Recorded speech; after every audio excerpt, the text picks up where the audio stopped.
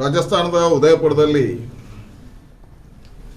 ಒಬ್ಬ ಹಿಂದೂ ಟೈಲರ್ನ ಹತ್ಯೆ ನಡೆದಿದೆ. ಇದೊಂದು ಖಂಡನೀಯ, ನಾಚಿಕೆಗೇಡು. ಇದೊಂದು ವ್ಯವಸ್ಥಿತವಾಗಿರ್ತಕ್ಕಂಥ ಸಂಚು. ಈ ದೇಶದಲ್ಲಿ ಭಯೋತ್ಪಾದನಾ ಚಟುವಟಿಕೆಗಳನ್ನು ಮಾಡತಕ್ಕಂಥ ಪ್ರಯತ್ನಗಳು ಮತ್ತೆ ಶುರುವಾಗಿದೆ ಅನ್ನುವಂಥದ್ದಕ್ಕೆ ಇದೊಂದು ಉದಾಹರಣೆ. ಇದರ ಹಿಂದೆ ನೋಡಿದಾಗ ಇದೇ ಮಾದರಿಯ ಕೊಲೆ, ಹತ್ಯೆ ಶಿವಮೊಗ್ಗದಲ್ಲಿ ನಡೆದಿತ್ತು. ಶಿವಮೊಗ್ಗದ ಒಬ್ಬ ಹಿಂದೂ ಕಾರ್ಯಕರ್ತನ ಹರ್ಷ ಹತ್ಯೆ ಆದಾಗ ಅಲ್ಲೂ ಕತ್ತು ಸಿಗಿದು ವಿಡಿಯೋ ಮಾಡಿ ಅವನ ತಂಗಿಗೆ ಕಳಿಸ್ಕೊಡುವಂಥ ಕೆಲಸ ಕಾರ್ಯಗಳಾಗಿವೆ. ಕರ್ನಾಟಕದಲ್ಲಿ ತತ್ಕ್ಷಣ ಬೊಮ್ಮಾಯಿ ಸರ್ಕಾರ ಅದಕ್ಕೆ ಕಠಿಣವಾಗಿರ್ತಕ್ಕಂಥ ಕ್ರಮ ಕೈಗೊಂಡು ಎಲ್ಲ ಹಂತಕರನ್ನು ಬಂಧಿಸುವಂಥ ಕೆಲಸ ಕಾರ್ಯಗಳು ಮಾಡಿತ್ತು. ಇವತ್ತು ಉದಯಪುರದಲ್ಲಿ ನಡೆದಿರ್ತಕ್ಕಂಥ ಘಟನೆ, ಮೊನ್ನೆ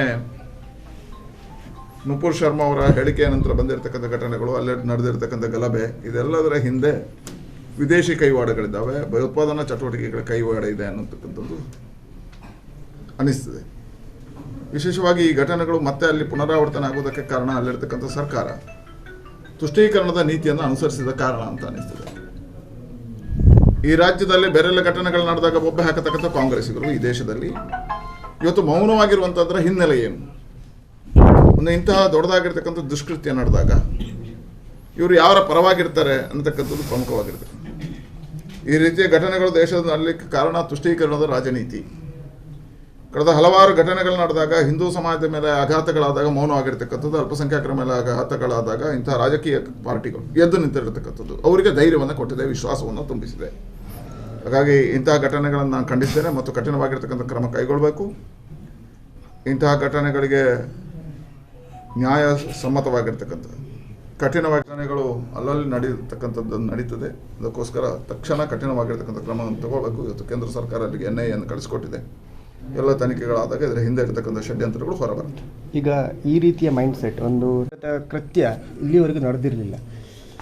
ನೋಡಿ, ಇದೊಂದು ಮಾನವೀಯತೆಗೆ ಸವಾಲಾಗಿರ್ತಕ್ಕಂಥ ಘಟನೆ. ನಿರಂತರವಾಗಿರ್ತಕ್ಕಂಥ ಗಲಭೆಗಳನ್ನು ಸೃಷ್ಟಿ ಮಾಡತಕ್ಕಂಥ, ಈ ರೀತಿಯ ಹತ್ಯೆಗಳನ್ನು ಮಾಡೋದ್ರ ಮುಖಾಂತರ ಸಮಾಜವನ್ನು ಒಡೆಯತಕ್ಕಂಥ, ವಿಶ್ವಾಸಗಳನ್ನು ಕಡಿಮೆ ಮಾಡತಕ್ಕಂಥ ಪ್ರಯತ್ನಗಳು ನಡೀತದೆ. ಇದು ಜಿಹಾದಿ ಹೆಸರು ನಡೀತದೆ. ಹಿಂದೆ ಕಾಶ್ಮೀರದಲ್ಲಿ ನಾವು ಏನು ಕಾಣ್ತಿದ್ದೀವೋ ಇವತ್ತು ಅದು ಹೊರಗಡೆ ಬರ್ತಾ ಇದೆ. ಹೇಳಿದರೆ ಇಡೀ ದೇಶದಲ್ಲಿ ಒಂದು ಅತಂತ್ರವಾದಾಗಿರ್ತಕ್ಕಂಥ ಸ್ಥಿತಿಯನ್ನು ತರಬೇಕು, ಜಿಹಾದಿ ಮಾನಸಿಕತೆಯನ್ನು ಮಾಡಬೇಕು ಅನ್ನತಕ್ಕಂಥ ಪ್ರಯತ್ನಗಳು ನಡೀತಾ ಇದ್ದಾವೆ.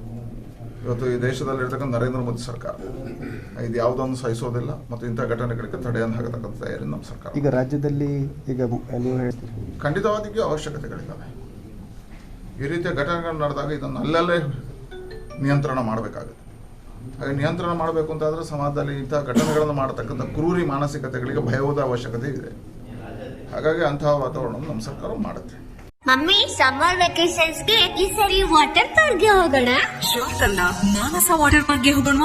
ಈಗ ಹಿರಿಯರಿಂದ ಕಿರಿಯರವರೆಗೆ, ಸಿಂಗಲ್ಸ್ ಅಥವಾ ಫ್ಯಾಮಿಲಿ, ಅನ್ಲಿಮಿಟೆಡ್ ವಾಟರ್ ಗೇಮ್ಸ್, ಹಾಗೆ ಸಂಜೆ ಮೇಲೆ ರೈನ್ ಡ್ಯಾನ್ಸ್ ಮತ್ತು ಮ್ಯೂಸಿಕಲ್ ಫೌಂಟೇನ್. ಕರಾವಳಿ ಕರ್ನಾಟಕದ ಬೃಹತ್ water park Manasa water park, Pilikula, Mangaluru. Visit www.manasawaterpark.com.